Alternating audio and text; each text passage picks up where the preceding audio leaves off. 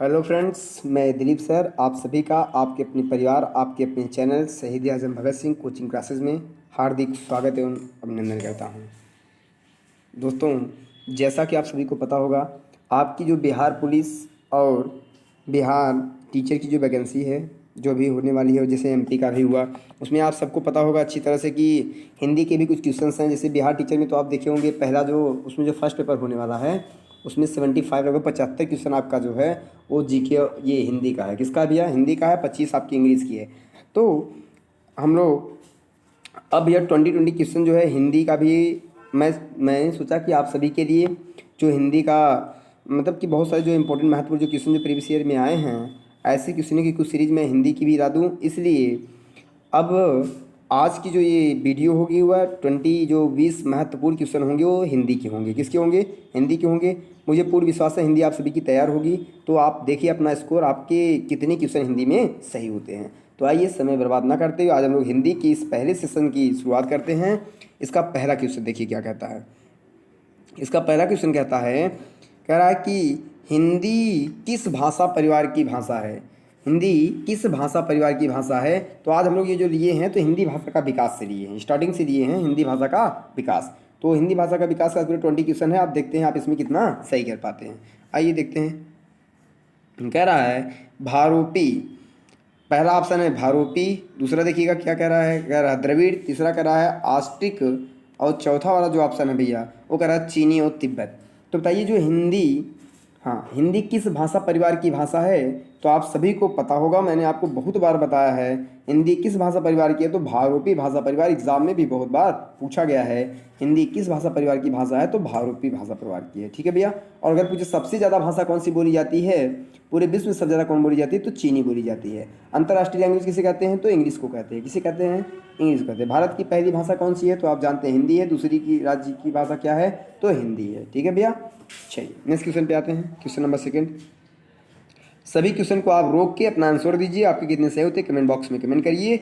और जो भी आपके गलत होते हैं उस चैप्टर को आप पूरा मतलब इस चैप्टर को विधिवत पढ़िए ताकि आपके क्वेश्चन एग्जाम में ना गलत हो भैया। ठीक है। चलिए नेक्स्ट कह रहा है कि हिंदी, कौन सा क्वेश्चन कह रहा है भैया? हिंदी सेकंड वाला कह रहा है हिंदी भाषा का जन्म हुआ है। हिंदी भाषा का जो जन्म हुआ है वह किससे हुआ है? ऑप्शन है अपभ्रंश से हुआ है, लौकिक संस्कृत से, पाली प्राकृत से हुआ है, वैदिक संस्कृत से हुआ है। आप इसका आंसर मुझे बताइएगा। देखिए अगर सिर्फ हिंदी होता तो आप लगा, अगर सिर्फ संस्कृत होता तो आप लगा देते ये कोई भी। देखिए इसमें लौकिक संस्कृत और वैदिक संस्कृत दो आ गया है तो आप कन्फ्यूजन का विषय बन गया होगा। आप मुझे बताइएगा हिंदी भाषा का जो जन्म हुआ है वह किससे हुआ है?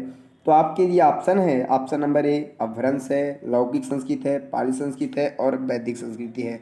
तो बताइए इसका राइट आंसर क्या होगा प्यारे भाई? तो इसका जो राइट आंसर होगा क्वेश्चन नंबर 2 का राइट आंसर ए होगा। कौन सा होगा? ये ए का मतलब क्या होगा? अपभ्रंश। क्या होगा? अपभ्रंश होगा। कौन सा होगा? अपभ्रंश होगा। जैसे अगर मान लीजिए ये सब ना दिए होते संस्कृत दी जाती तो संस्कृत से शुरू होती है। पहले किससे शुरुआत होती है? जो हमारी प्राचीन भाषा है वह कौन सी है? संस्कृति है। आपको पता होगा संस्कृत से ही शुरुआत हुई है भैया। उससे बात क्या हुई है? पाली हुई है, प्राकृत हुई है। ठीक है ना भैया। वैदिक संस्कृत है ही वो। उसके बाद शुरू होती है पाली, प्राकृत, उसके बाद अपभ्रंश और हट, उसके बाद हिंदी की शुरुआत होती है। तो अगर यहाँ आपके एग्जाम में अगर आए इस तरह के ऑप्शन आपके सामने रहे तो आप किसको बेहतर देंगे? अपभ्रंश को देंगे। किसको देंगे? अपभ्रंश। अगर ये अपभ्रंश ना रहे तो पूछे सबसे प्राचीन भाषा कौन सी है, तब आप किसको देंगे? संस्कृत को लगाएंगे। किसको लगाएंगे? संस्कृत। वैदिक संस्कृत आपकी है। ठीक है भैया। वैदिक संस्कृत सबसे प्रकृत भाषा है, मतलब प्राचीन भाषा है सबसे। चलें इसका राइट आंसर क्या हो जाएगा? राइट आंसर ए हो गया। 2 का क्या हो गया? ए हो गया। चलिए नेक्स्ट क्वेश्चन पे चलते हैं। 3 देखते हैं क्या कर रहा है। 3 कह रहा है भारतवर्ष में हिंदी को आप किस वर्ग में रखेंगे? अब बता दीजिए जो भारतवर्ष है उसमें हिंदी को आप किस वर्ग में रखेंगे? आपके लिए पहला ऑप्शन है, ऑप्शन नंबर ए क्या कह रहा है? ऑप्शन नंबर ए कह रहा है राजभाषा में रखेंगे। कहाँ रखेंगे? राजभाषा में, राष्ट्रभाषा, विभाषा, तकनीकी भाषा। अभी जस्ट मैंने आपको बताया कि भारतवर्ष की पहली राजकीय भाषा कौन है? तो आप कहेंगे हिंदी। दूसरी कौन सी है राजकीय भाषा? राजभाषा दूसरी कौन सी है? तो आप कहेंगे उर्दू है भारत की ना। तो अब तीसरे का आंसर तो बहुत ही सरल हो गया होगा, आप आराम से आंसर दे सकते हैं। तो कौन सी भाषा होगी? राजभाषा होगी। हिंदी कौन सी भारतवर्ष की कौन सी भाषा है? राजभाषा, ना कि राष्ट्रभाषा। राष्ट्रभाषा कहेंगे तो गड़बड़ हो जाएगा। ठीक है भाई। मैंने कहा अंतर्राष्ट्रीय जो भाषा हुआ क्या है? इंग्लिश है। कौन सी है? इंग्लिश है। चलिए आगे। 3 का क्या होगा? ए राइट होगा। नेक्स्ट चलते हैं क्वेश्चन देखते हैं। क्वेश्चन नंबर 4 क्या कह रहा है भैया? क्वेश्चन नंबर 4 कह रहा है निम्नलिखित में से कौन सी भाषा संस्कृत भाषा की अपभ्रंश है? किसकी? संस्कृत। देखिए अभी मैंने आपको बताया संस्कृत का अपभ्रंश क्या होता है, बताइए। खड़ी बोली है, क्या है? खड़ी बोली है, ब्रज है, अवधी है कि पाली है? जल्दी से बताइए। इसके पहले अभी मैंने पहले वाले फर्स्ट वाले क्वेश्चन में आपको बताया था। अब मुझे बताइए इसका राइट आंसर क्या होगा। इसका राइट आंसर क्या होगा? तो क्या होगा भैया? संस्कृत भाषा की अपभ्रंश क्या है? पाली है। क्या है? संस्कृत बाद पाली है। अभी मैंने आपको बताया संस्कृत बाद पाली है, उसके बाद प्रकृत है, प्रकृत के बाद क्या है? अपभ्रंश है, उसके बाद अवहट्ट है, उसके बाद हिंदी आ जाती है। ठीक है भैया, तो इसका राइट आंसर आप मुझे बता दीजिएगा। 4 का जो राइट आंसर होगा वो क्या होगा? वो होगा ऑप्शन नंबर डी। टी का मतलब क्या हुआ? पाली भाषा। कौन सी भाषा? पाली भाषा। ठीक है प्यारे भाई, चलिए आगे चलते हैं। मुझे पूर्ण विश्वास है आप लोग की हिंदी तैयार होगी और हिंदी भाषा का विकास जो आज का चैप्टर है वो आप सभी के लिए बहुत ही महत्वपूर्ण और अच्छा होगा। आप सब अच्छा करेंगे इसमें। चलिए नेक्स्ट चलते हैं। हम लोग चैप्टर वाइज टेस्ट ले रहे हैं। आज हम लोग शुरू कर रहे हैं हिंदी भाषा का विकास, के बाद धीरे धीरे वर्णमाला से क्रम से लेते चलेंगे। आपके कितने क्वेश्चन सही होते हैं आप कमेंट बॉक्स में कमेंट करें, और आपको कौन सा चैप्टर नहीं आता है उसको भी कमेंट करें, उस पर हम लोग विचार करेंगे। उसके लिए भी आपको जल्द वीडियो ला देंगे भैया। ठीक है, चलिए वैसे हम लोग अब चैप्टर वाइज में हिंदी में करवाएंगे, आप आराम से तैयार करिएगा, कोई दिक्कत नहीं है। चलिए नेक्स्ट करा, अधिकतर भारतीय भाषाओं का विकास किस लिपि में हुआ है? अधिकतर भारतीय भाषाओं का जो विकास है वह किस लिपि में हुआ है? तो आप मुझे बताइएगा किस लिपि में हुआ है। ऑप्शन है शारदा लिपि, कोई लिपि नहीं, खरोष्ठी लिपि, कुटिल लिपि, ब्राह्मी लिपि। तो ये तो 2-4 लिपि तो आपको बेवकूफ़ बनाने के लिए है। इसमें आपका जो राइट आंसर होगा वो तो 2 ही में हो सकता है, आप मुझे बताइएगा कौन सा होगा। ठीक है, किस लिपि में हुआ है? तो किस लिपि में हुआ है भैया?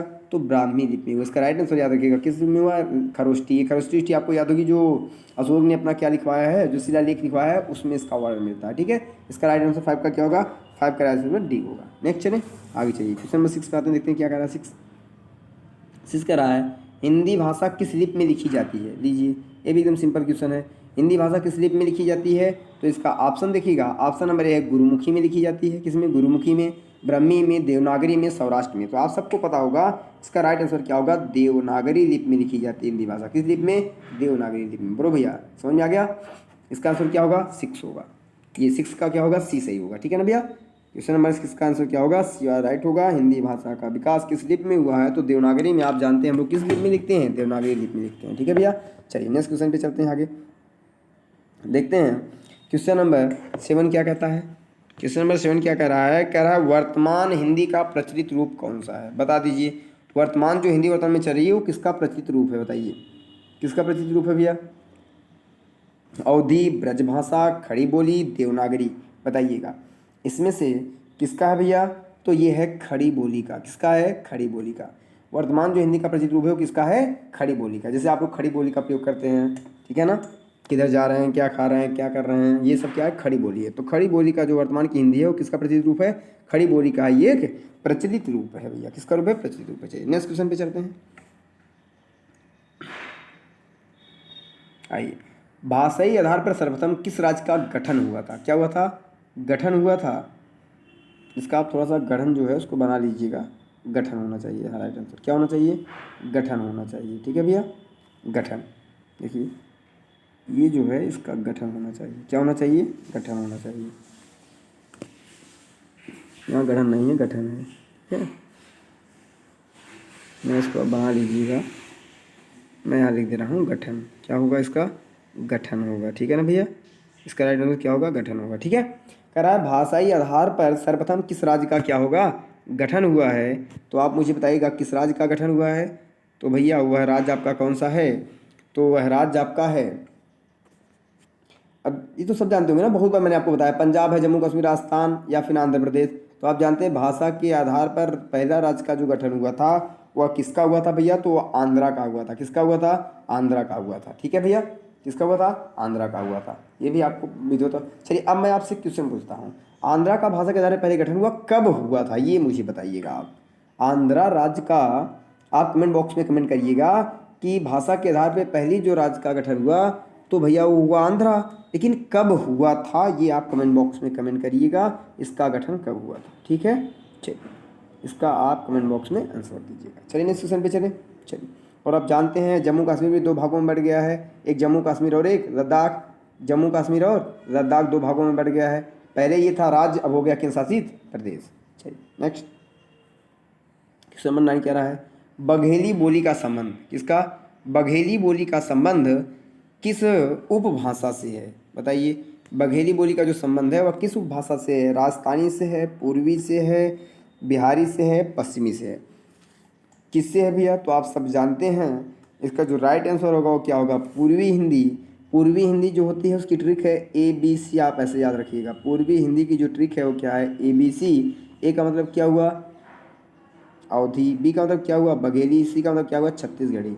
अवधी, बघेली और छत्तीसगढ़ी ये किसके सब भाग है, तीनों ये हैं भैया पूर्वी हिंदी के। इसलिए क्वेश्चन नंबर 9 का जो राइट आंसर हो जाएगा वो हो जाएगा B, option number B. Bagheli बोली का संबंध किस भाषा उपभाषा से है, तो पूर्वी हिंदी से है। अगर पूछा जाए इसमें कितनी भाषाएं आती हैं, तो इसमें 3 भाषाएं आती हैं। कौन कौन, अवधी, बघेली और छत्तीसगढ़ी। ABC ट्रिक आप याद रखिएगा, ठीक है भैया। चलिए क्वेश्चन नंबर 9 पे आते हैं। 9 के बाद 10 पे आते हैं। 9 तो हो गया, 10 पे आइए। 10 क्या कहता है, क्वेश्चन नंबर 10 का आपका कह रहा है किस तिथि को हिंदी को राजभाषा बनाने का निर्णय लिया गया।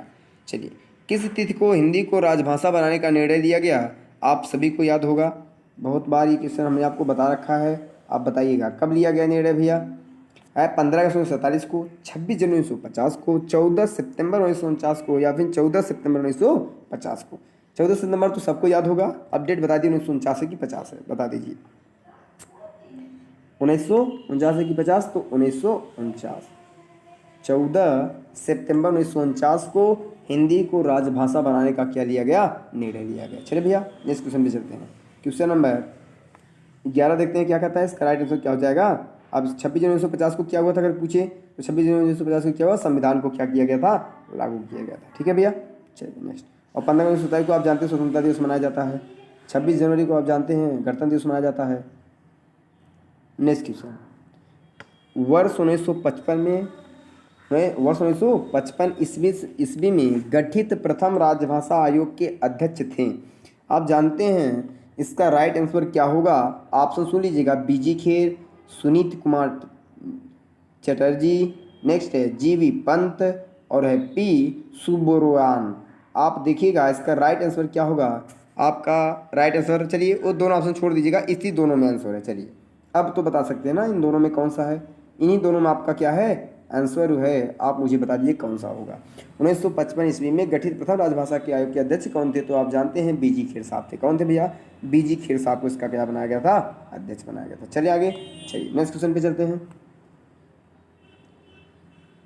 हिंदी की आदि जननी, देखिए अभी हमने पहले इस पर चर्चा किया है।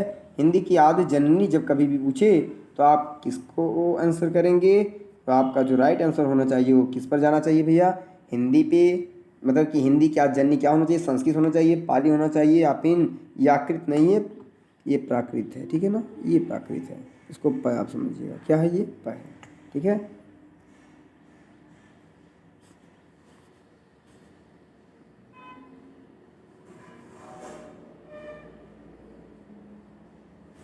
क्या होना चाहिए, ये प होना चाहिए, ये प है, क्या है, ये प है, ठीक है। ये प्राकृत है, क्या है, प्राकृत है, ठीक है।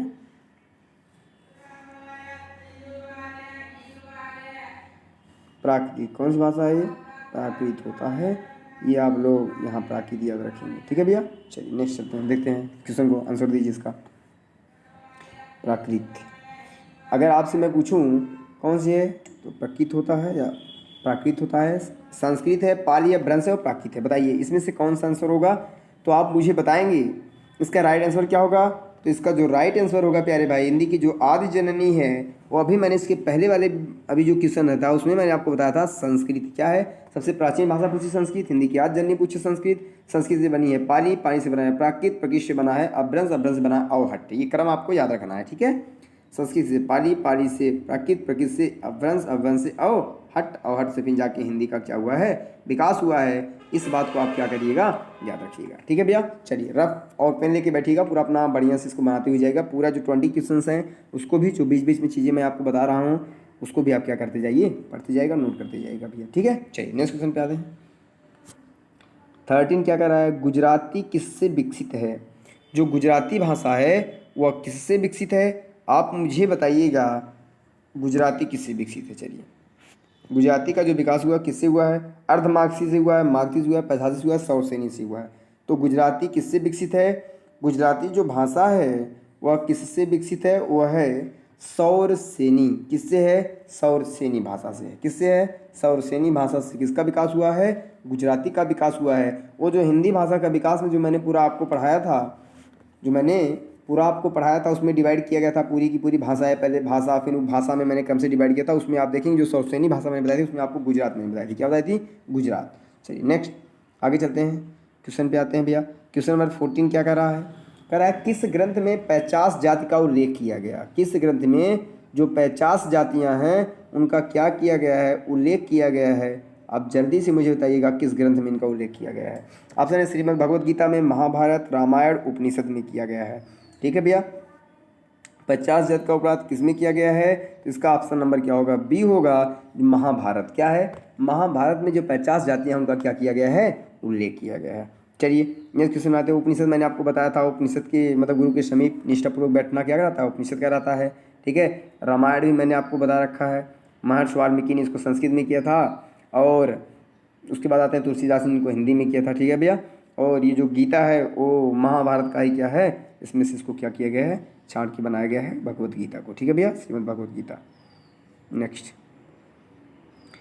अपभ्रंश का दूसरा नाम बता दीजिए। देखिए अभी पहले इसके जस्ट ऊपर क्वेश्चन मैंने आपको बताया अपभ्रंश का जो दूसरा नाम है वह कौन सा है?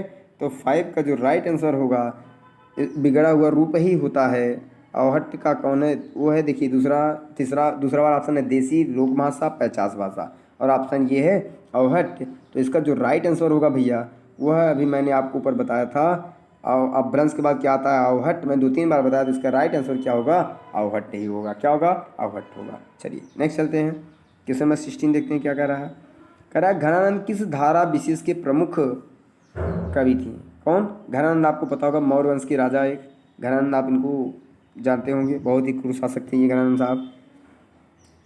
किस वंश के हैं ये? नंदवंश के हैं। किस वंश के? नंदवंश के घनानंद हैं, आप उनको जानते होंगे, महापद्मनंद के पुत्र थे। ठीक है, तो आपसे पूछा गया घनानंद किस धारा विशेष के प्रमुख कवि थे? तो आप मुझे बताइएगा घनानंद किस धारा विशेष के कवि थे? तो ये जो कवि हैं भैया वह है रेती काल के। कौन से काल के? रेती काल के क्या हैं? प्रमुख कवि हैं। ठीक है ना। चलिए नेक्स्ट क्वेश्चन आगे बढ़ते हैं। क्वेश्चन नंबर 16 क्या कह रहा है? प्रेम सागर पर किस भाषा का प्रभाव है? किस पर? प्रेम सागर पर किस भाषा का प्रभाव है? तो प्रेम सागर आप जानते हैं किस भाषा, प्रभाव का मतलब किस भाषा में लिखा गया है। तो आप मुझे बताइएगा किस भाषा में लिखा गया है जो प्रेम सागर है भैया? किस भाषा में है? अवधी में है, ब्रज में है, मैथिली में है, कोंकणी में है, बता दीजिए। तो आप सबको पता होगा कि ये जो है वह ब्रज भाषा में है। किस भाषा में है? ब्रज भाषा में लिखा गया है। रामायण की भाषा कौन सी है? अवधी है। कौन सी है? अवधी है। किस भाषा में लिखा गया? अवधी भाषा में है। और ये कौन सा? ब्रज। प्रेम सागर जो है किस भाषा में है? तो आप कहेंगे ये ब्रज भाषा में है। ठीक है ना। मैथिली कोंकणी आप जानते हैं, इसको संविधान की 22 भाषाओं में क्या किया गया है? रखा गया है। ठीक है ना। चलिए नेक्स्ट क्वेश्चन नंबर 16 हो गया, 70 हो गया। आइए 18 देखते हैं क्या कर रहा है। 18 कह रहा है किस मुगल काल में किसी राजभाषा के रूप में प्रतिष्ठा प्राप्त थी? मुगल भाषा, ये जो मुगल काल है उस काल में किसी राजभाषा के रूप में प्रतिष्ठा प्राप्त थी? इसमें से किसको राजभाषा के रूप में प्राप्त थी? तो आप सब जानते होंगे जो मुगलिया थे, मुगलिया शासक जो था वो भैया बताइए मुझे किस लैंग्वेज को ज़्यादा वरीयता देता था? ऑप्शन है उर्दू को, अरबी को, फ़ारसी को, पश्तो को। बता दीजिए। पश्तो है, फ़ारसी है, अरबी है, उर्दू है। तो आप सबको पता होगा इसने किसको भाषा सबसे ज़्यादा दिया था? उर्दू को दिया था, अरबी को दिया था, फ़ारसी दिया था, पश्तो को दिया था। बता दीजिए जल्दी से बताइए। क्वेश्चन नंबर 8 का जो राइट आंसर होना चाहिए वो क्या होना चाहिए? क्या होना चाहिए भैया? इसका जो राइट आंसर होना चाहिए वो क्या होना चाहिए? तो इसका राइट आंसर होगा फ़ारसी। क्या होगा? फ़ारसी होगा। क्या होगा? फ़ारसी होगा। और बात समझ में आया भैया सबको? कौन सी भाषा होगी? फ़ारसी होगी। समझ में आ गया? आगे चलें, बताएं भैया, आगे चलें। नेक्स्ट क्वेश्चन पे आ जाइए। नेक्स्ट क्वेश्चन पे आ जाइए। भारतीय जो हमारा भारत का संविधान है, और क्या दूसरे संविधान थोड़ी बात होगी, भारतीय संविधान की बात है। संविधान में प्रादेशिक भाषाओं का उल्लेख किस अनुसूची के अंतर्गत किया गया है? बताइए। जो भाषाएं हैं प्रादेशिक, उनका वर्णन किस अनुसूची के अंतर्गत किया गया है? तो भारतीय प्रादेशिक भाषाओं का जो वर्णन किया गया है वो किस भाषाओं के अंतर्गत किया गया है? तो आप मुझे इसका आंसर बताइएगा। अगर मैं आपको बताऊं, मैंने आपको एक ट्रिक बता रखी है, याद होगा आप सभी को। मैंने आप सभी को एक ट्रिक बता रखी है इसकी, अगर आप सभी को थोड़ा सा याद हो ट्रिक, संविधान में मैंने आपको विधिवत डिटेल में बताई थी। SSOR SC जनसभा